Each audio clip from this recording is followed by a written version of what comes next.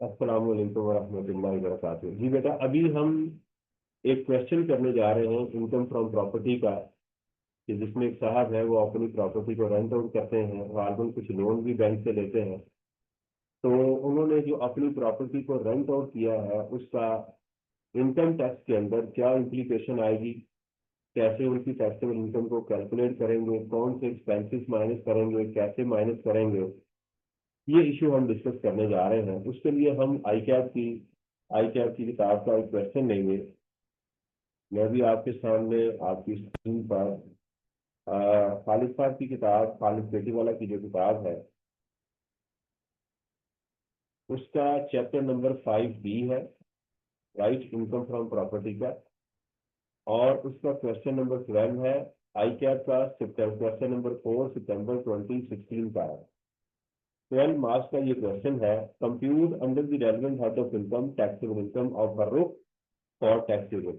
उसने आपसे taxable income मांगी है। Do not compute tax liability, just compute taxable income for the tax year 20X6।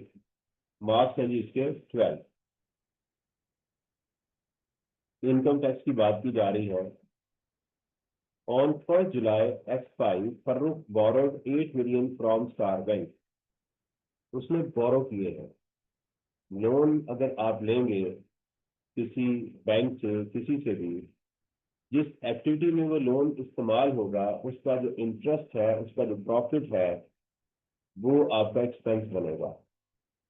And acquired a plot of land in hub industrial zone for 6.5 million. यानी आप देखें, loan है, ये गौर कीजिएगा, लोन जो है वो 80 लाख रुपए का है, लेकिन आप यूज कितना कर रहे हैं, 6.5 मिलियन। ये एक पॉइंट नोट करने वाला है, because mister Farrukh is using the loan for some other purposes as well. यानी आप देखें कि अगर हम 65 डिवाइडेड बाय 8 मिलियन, तो आप उस लोन का 81.5% जो है वो अपने प्लॉट में यूज कर रहे हैं। ये बात आपको ध्यान में रखनी है कि मुझे सारा एक्सपेंस इनकम फ्रॉम प्रॉपर्टी में नहीं मिलेगा। The above loan carries markup of 12%। Interest क्या है, मार्कअप क्या है, same thing, 12% per annum and is repayable in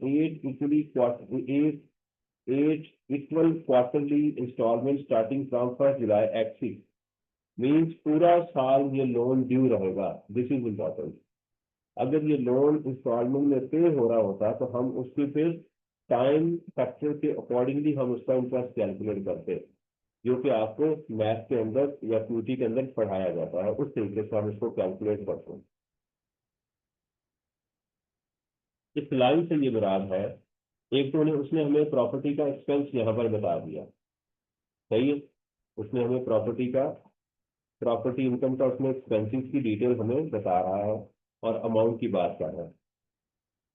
on 1 August Farrukh decided to sell the plot of land to Zulfiqar motors for 10 million and receive a deposit of 500,000 from them. और उसने एक महीने के बाद सोचा कि मैं लिया, उसने 6.5 का है, बेच रहा है वो 10 मिलियन का। अगर प्लॉट बिक जाएगा तो ये आपका कैपिटल गेन जनरेट होगा, क्योंकि ये इनकम फ्रॉम प्रॉपर्टी है, गेन फ्रॉम प्रॉपर्टी नहीं है। On 15th of August, Farooq forfeited the deposit on the field of the गिरफ्तार voter to purchase a plot of land। पता चल गया होगा उन्हें कि भाई ये हमसे 35 लाख रुपए जो है ज्यादा ले रहे हैं, कुछ मुनासिब प्रॉफिट होता तो ठीक है। बहरहाल उसने फोरफिट कर लिया। अब ये भी हमारी इनकम फ्रॉम प्रॉपर्टी बन गई। तो एक इनकम फ्रॉम, अभी सिर्फ एक ही आई हमारे पास इनकम फ्रॉम प्रॉपर्टी, वो है 500,000। On 1st of September X5, Farooq let out the plot of land to his friend Atif at a monthly rent of 150, और उसने ये प्लॉट रेंट आउट कर दिया 150,000 का। He received an unadjustable deposit of 200,000 from Atif and paid 80,000 for leveling the ground। ये जो बेटा अनएडजस्टेबल amount मिली है इसका कोई ट्रीटमेंट नहीं होगा। क्यों? क्योंकि बेटा ये प्लॉट है, ये देखो ये क्या है, प्लॉट है, इसलिए इसका कोई ट्रीटमेंट इस क्वेश्चन में नहीं होगा, क्योंकि प्रॉपर्टी का अनएडजस्टेबल अबाउट 1 टाइम लेंगे, इसका हम 1 टाइम से नहीं लेंगे। इसमें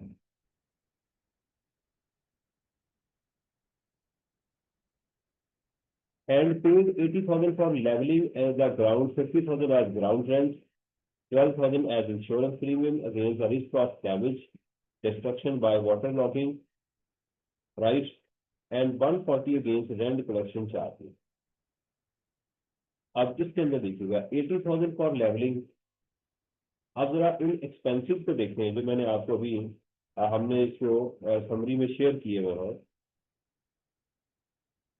इन एक्सपेंसिव की डिटेल में ये देखें कि 80,000 कहीं लेवलिंग में आपको नजर आ रहा है यहाँ पे, this one this one this one, तो फिर कहाँ डालेंगे इसको, इधर हम ऐड कर दें। ये बड़ा पॉइंट इंपॉर्टेंट है कि ये एक्सपेंस इनमें से किस एक्सपेंस का हिस्सा है। अगर तो ये वाले चल रहे हैं तो फिर तो ये सारे के सारे 100% रहा है, इस पर कोई लिमिट नहीं है। लेकिन अगर ये इस लिस्ट में शामिल नहीं है तो वो कहाँ पर मौजूद है, वो यहाँ पर मौजूद है। ये पॉइंट इंपॉर्टेंट है। 50,000 एज अ ग्राउंड रेंट वो यहाँ मौजूद है इंडिपेंडेंट, इसका 50,000 हमारा यहाँ आएगा, इसको हम इसके अंदर क्लब ऐड नहीं करेंगे। 12,000 as insurance premium against the risk of damage or destruction by water logging। ये देखिएगा इंश्योरेंस प्रीमियम इसने दी है। अब ये ध्यान कीजिएगा, दोबारा जाके जब उसको पढ़े हम अपनी किताब में से अगर, तो इंश्योरेंस के लिए लॉ ने क्या वर्ड यूज किया है, इंश्योरेंस ऑफ बिल्डिंग और प्रॉपर्टी। ये क्या कर रहा है, इंश्योरेंस दे रहा है किसकी, against the risk of damage और डिस्ट्रक्शन बाय वाटर लॉगिंग। अब जरा हम अपने दोबारा चैप्टर को जाके थोड़ा देखते हैं, ओरिजिनल टेक्स्ट से जरा इसको एक दफा दोबारा देख लेते हैं कि वहाँ क्या कानूनन क्या अल्फाज इस्तेमाल हुए हैं। चैप्टर 5B आ गए।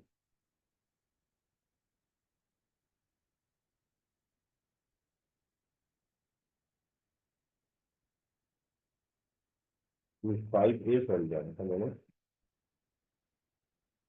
ये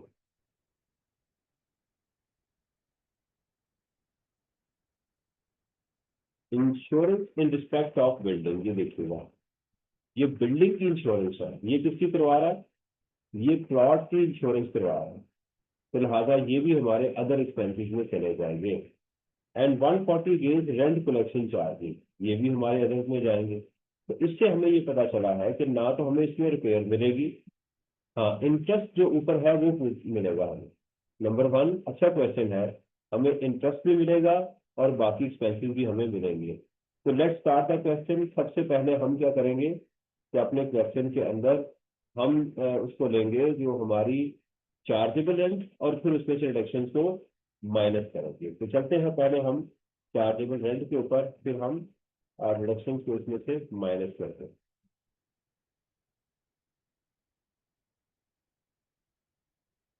अब बता दीजिएगा कि आप दोनों स्क्रीन से इस तरह से कंफर्टेबल हो, अब इशू तो नहीं आ रहा आपको।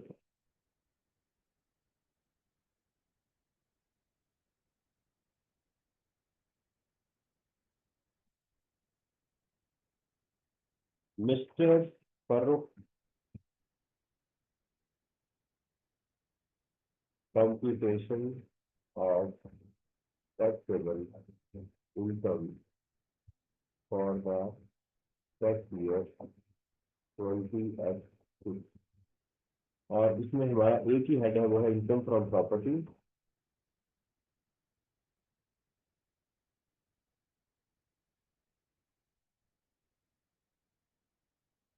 इनकम फ्रॉम प्रॉपर्टी में हमारे पास सबसे पहले था जी core fixed deposit, core fixed deposit and it was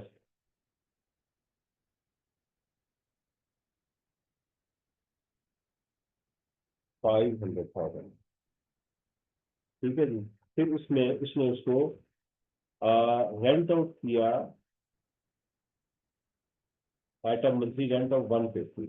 1 सितंबर को रेंट आ गया जी हमारे पास 150, और सितंबर से जून तक चलेंगे। और कितने मंथ बन गए, सितंबर से नेक्स्ट जून तक 10 मंथ हमारे पास बन गए। तो ये हमारा आ जाएगा अभी 1.5 मिलियन। अनएडजस्टेबल अमाउंट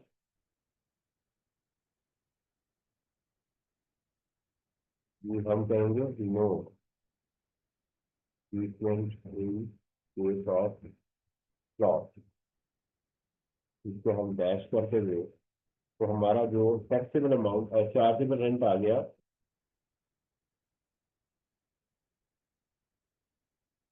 तो इसको हम लिखेंगे चार्जेबल रेंट।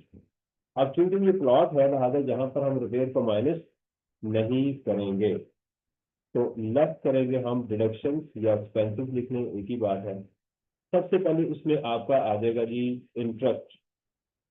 वो जो सबसे पहले उसने दिया था, वो इंटरेस्ट था आपका 6.5 मिलियन, जो आपने इस प्लॉट के लिए इस्तेमाल किया, राइट, इंटू 12%। 12% हो गया।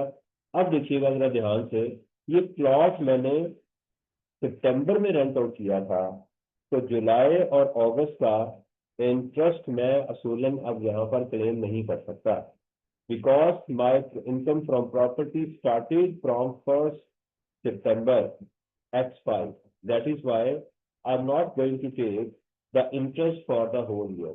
तो इस वजह से मैं यहाँ पर क्या करूंगा, 10/12 मुझे उसका part of the year interest लेना है, वो मैं यहाँ से सारे का सारा माइनस कर दूंगा।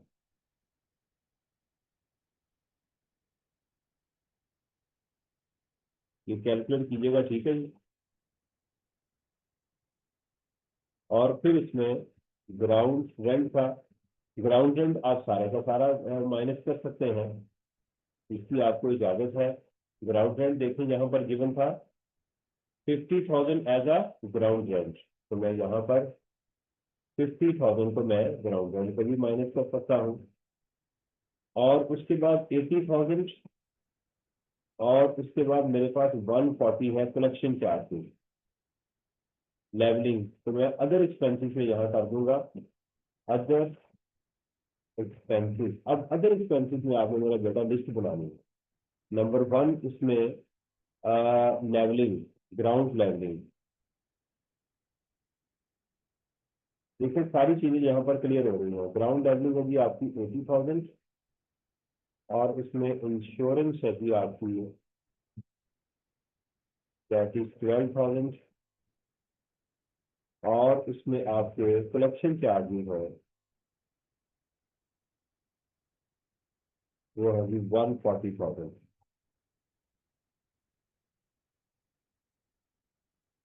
तो आपके टोटल जो अदर एक्सपेंसेस आ गए,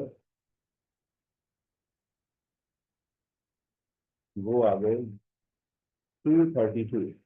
हम लिखेंगे और 4% ऑफ चार्जेबल रेंट लिख भी सकते हैं, वो जो आपको ऊपर 2 मिलियन नजर आ रहा है उस पर। तो 2 million into 4%, which ever is lower.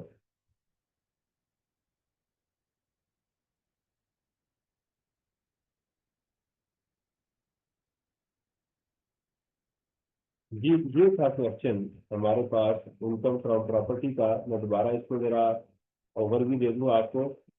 Mister Farooq का क्वेश्चन था, मिस्टर फारूक ने क्या किया कि एक प्लॉट लिया 10 मिलियन और 6.5 मिलियन का, और बैंक से लोन लेके लिया, और उसने उस प्लॉट को बेचने की कोशिश की किसी को, तो उससे 500,000 उसने बयाना लिया।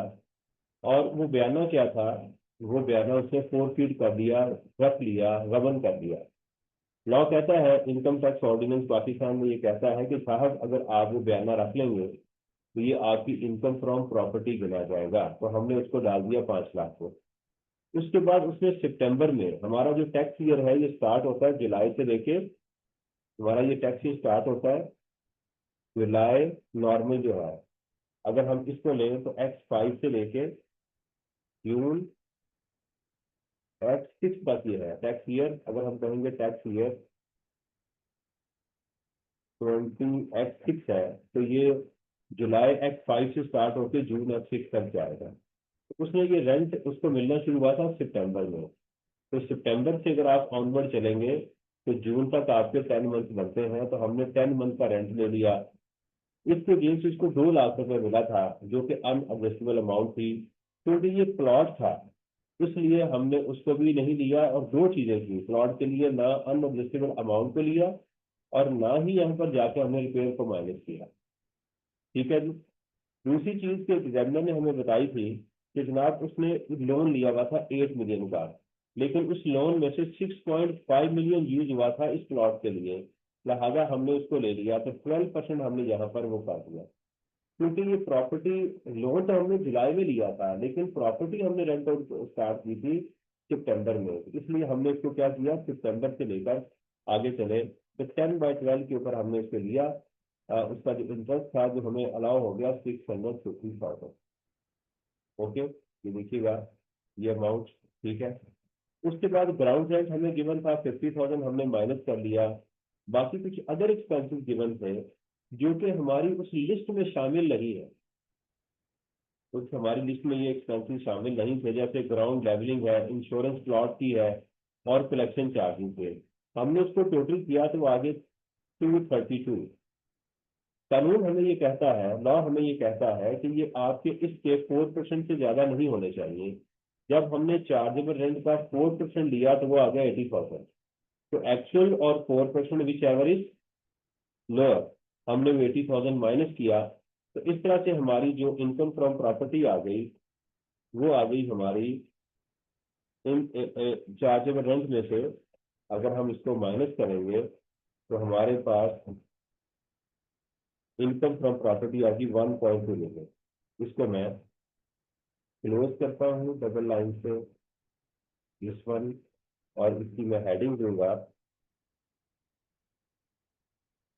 टैक्सेबल इनकम, क्योंकि इसके अलावा कोई और मुझे इनकम गिवन नहीं है, लिहाजा इसी को ही मैं अपनी टैक्सेबल इनकम करूंगा। जी, any question you have in your mind regarding this question, you may ask.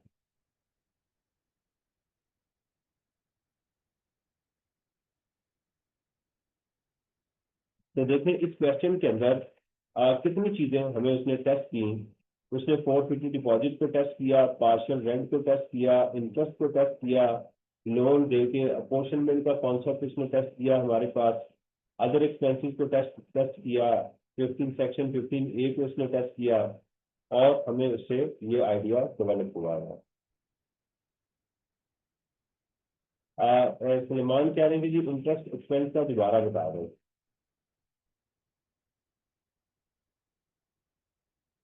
जी, मैं दोबारा बताता हूँ। लोन हमने लिया था जुलाई में, वो लिया था हमने 8 मिलियन का। राइट, इस लोन को हमने यूज कितना किया था अपनी प्रॉपर्टी के अंदर, वो किया था 6.5 मिलियन का। ठीक है, 65 लाख का हमने यूज किया था। इसका इंटरेस्ट रेट जो था वो था 12%। वो 12% था। हमने अपनी प्रॉपर्टी जून में जुलाई में रेंट आउट नहीं की, हमने अपनी प्रॉपर्टी की है सितंबर में रेंट आउट। सितंबर 20x5 के अंदर रेंट आउट की है। तो हमें इंटरेस्ट भी उसी डेट से लेना है, उतनी अमाउंट का, और उसी डेट से लेना है। अमाउंट ऑफ लोन बनती है हमारी 6.5 मिलियन। राइट, कहाँ से स्टार्ट करेंगे हम, सितंबर से। सितंबर से लेके आपने लोन, चाहे आपने जुलाई से लिया हुआ है, लेकिन आपने लोन की अमाउंट कहाँ से लेनी है, जिस दिन आपकी प्रॉपर्टी अवेलेबल थी रेंट के लिए, and your property was available on 1 सितंबर। 10 माह बनते हैं तो 10/12 मल्टीप्लाइड बाय 12% आप उसका वो करेंगे। तो कितना इंटरेस्ट हमें अलाउ था, ये जिसकी मैंने ये कैलकुलेशन की है। It's okay. सर ये इसमें जो एक लास्ट लाइन है वो समझा दें इस क्वेश्चन में। जी, ये वाला, नहीं ये हाँ बात सर एक। क्लियर होगी जिसने क्वेश्चन किया था सलमान ने, ये वाला।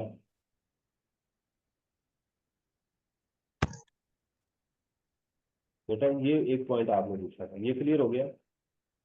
जी सर ये क्लियर है, ये जो क्वेश्चन है इसकी लास्ट पर ये लाइन है, 25,000 उसमें एक ना अमाउंट है वो सर बता। 21250, ये वाली कहाँ लिखा है, 21250। क्वेश्चन की बात कर रहे हैं।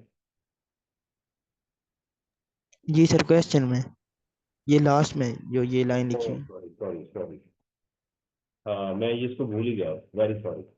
अच्छा किया आपने, मैंने इसको देखा ही नहीं, वो असल में मेरी स्क्रीन के नीचे आ गई। कहते हैं कि Farrukh had paid 25,000 to a firm of professional valuer which determine the annual rental value of the plot of land at this. उसने इस प्लॉट की जो एएलबी है, हाँ सॉरी ये हम पॉइंट भूल गए।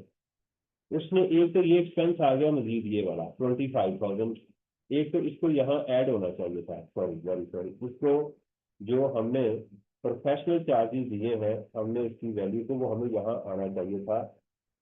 प्रोफेशनल एक्सपेंसिव 25,000 उसने दिए, इस बात के कि भाई मेरी इस प्रॉपर्टी की मुझे वैल्यू बताओ वो कितनी बनती, मेरी इस प्रॉपर्टी की, जो मेरी प्रॉपर्टी है उसका एनुअल रेंटल वैल्यू क्या बनती है। उसने कहा जी ये बनती है 2160, 21,60,000 रुपये आपकी सालाना ये बनती है। इस तरह से एग्जामिनर ने हमें एएलबी भी दे दी, जो मैं ऊपर भूल गया हूँ, मुझे ये वैल्यू इसके रेंट के साथ कंपेयर करना था। अब देखें हम कहेंगे और यहाँ पर मुझे करना चाहिए था और ए एल बी कितनी है 2160, और हमने क्या कहा था अलवी को हमने रेंट के साथ मिलाना है। एक बात हमने कही थी कि अलवी को हमने रेंट के साथ मिलाना है, ये एक लाइन हमने पढ़ी थी। अब हमारा जो रेंट आ रहा है वो 10 मंथ का आ रहा है ना, लेकिन ये एएलबी जो है अलवी जो है, अलवी तो नहीं एएलबी, लेकिन मैं इसको अलवी कह रहा हूँ, तो ये कितने माह की है, ये हमारी है 12 मंथ की। एएलबी जो होती है पूरे साल की और 12 मंथ की होती है, तो उसको हम मल्टीप्लाई करेंगे 10/12। तो देखो इसका क्या आंसर आ रहा है, 2160 इंटू 10/12, ये आई है 18 लाख रुपया। सॉरी, तो यहाँ पर क्या आनी चाहिए थी, 15 लाख की बजाय हमारा यहाँ पर विच एवरेज हायर ये आनी चाहिए थी। सॉरी ये गलत हो गया, मैं उस लाइन को भूल गया था। अच्छा किया चले, गलती से भी हमने ज्यादा अच्छा सीख लिया, वो मैं लाइन भूल गया था कि इसके अंदर इसने मुझे एएलबी दी हुई है। तो मैंने इसको जब कंपेयर किया तो मुझे पता चला कि मेरी जो प्रॉपर्टी है उसकी जो एएलबी है वो 1.10 माह की 1.8 बनती है, जबकि मैं उसको शो कर रहा हूँ 1.5 के ऊपर, तो लिहाजा 1.8 इधर आएगा। ठीक है, तो यहाँ पर भी लिमिट देखें चेंज हो गए, फिर तो फोरफिट डिपॉजिट और रेंट और fair market value which average higher, तो वो आ गया 18 लाख रुपया। टोटल मेरी वैल्यू आ गई 2.3 मिलियन की। तो यहाँ जब एक्सपेंसिव किए तो वो आ गए 257। तो एक मेरे से गलती क्या हुई यहाँ पे, मैं ये लाइन भूल गया और एक मैं नीचे पूरा पैरा ही छोड़ गया। मैं समझे कि एग्जाम में बैठा हुआ हूँ, फेल नहीं होंगे इस वजह से इंशाल्लाह आप, लेकिन गलती से एक चीज बंदा भूल गया है तो कोई ऐसी टेंशन वाली बात नहीं है। तो ये दो लाइनें मैं भूल गया था, तो जिसकी वजह से इसकी वजह से जो इम्पैक्ट आ रहा है चार्जेबल रेंट का, वो इसकी वैल्यू बढ़ गई हमारी, तो यहाँ 92,000 हो गया। Thank you. सर ये जो हम चार्जेबल रेंट को कंपेयर कर रहे हैं ये लोअर होगा, यानी कि अदर एक्सपेंसेस और चार्जेबल 4% चार्जेबल रेंट का वो लोअर। इसकी बात कर रहे हैं इन दोनों की, जी। इनकी बात कर रहे हैं बेटा, मुझे बता इसकी बात कर रहे हैं। Yes sir. ये अदर एक्सपेंसेस को हम फोर अगर करेंगे विच एवरेज लोअर लेना आपने एग्जाम के अंदर, वो तमाम एक्सपेंसेस दोबारा सुन लें, वो तमाम एक्सपेंसेस जो आपकी इस लिस्ट में शामिल नहीं है वो सारे के सारे आप इधर डाल देंगे, इधर जो कि ये वाले आपको नजर आ रहे हैं। सही है? बड़ा अच्छा क्वेश्चन है जिसके अंदर इसने आपसे अपोर्शनमेंट भी करवा ली, फेयर मार्केट वैल्यू का कॉन्सेप्ट भी चेक करवा लिया और पार्शल उसने एक्सपेंसेस भी दे दी।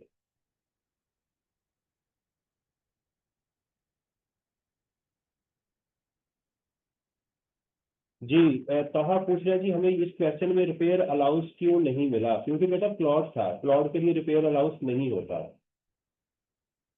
प्लॉट के लिए ना, हम दो चीजें मैंने इग्नोर की हैं।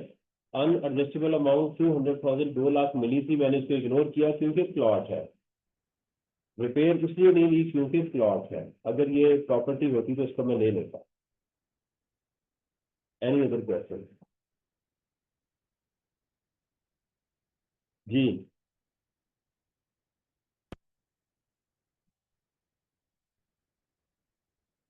जी, ये एक अच्छा क्वेश्चन था अल्हम्दुलिल्लाह, जिसके अंदर के हमने फोरफिटेड डिपॉजिट को डिस्कस किया, जिसके अंदर हमने अनएडजस्टेबल अमाउंट का देखा, ट्रीटमेंट नहीं लेना, रिपेयर यहाँ पर कंसिडर नहीं करनी, लोन का ट्रीटमेंट यहाँ पर सीखा, फेयर मार्केट वैल्यू या ALV का ट्रीटमेंट सीखा, चार्जेबल रेंट के जो 4% का इशू है, अदर एक्सपेंसेस की लिमिट जहाँ लगी है, उसको अल्हम्दुलिल्लाह हमने डिस्कस किया। तो एक अच्छा क्वेश्चन था जिसने हमारे बहुत सारे कॉन्सेप्ट को क्लियर किया।